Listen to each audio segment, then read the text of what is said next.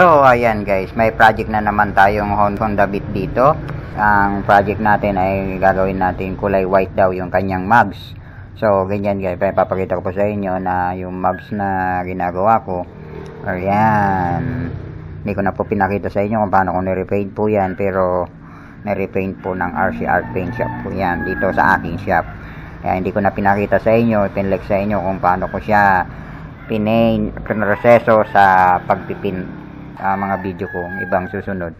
Papakita ko po sa inyo kung paano ko po ipinoprocedure yung mga ganyan pintura. So, para mapabilis po ang ating video, time-lapse ko na po siya, kinakabit ko na po siya dun sa kanyang kaha na para ma-assemble ko na po yung motor at makuha po ng nagpagawa sa akin. Katunayan, may nirepaint po akong mga mugs dito na Mio mugs, Honda Click mugs, saka isinabit ko na rin po yung kanyang mugs may white para pare-pareho po yung kanyang procedure.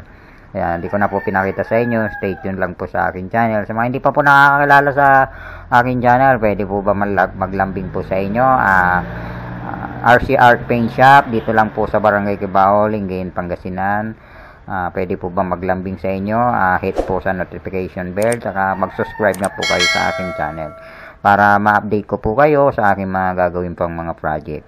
So guys, stay tuned lang po hanggang matapos at kung gaano po kaganda at kalinis ang aking project ngayon for today. So stay tuned. Have a nice day. Thank you po.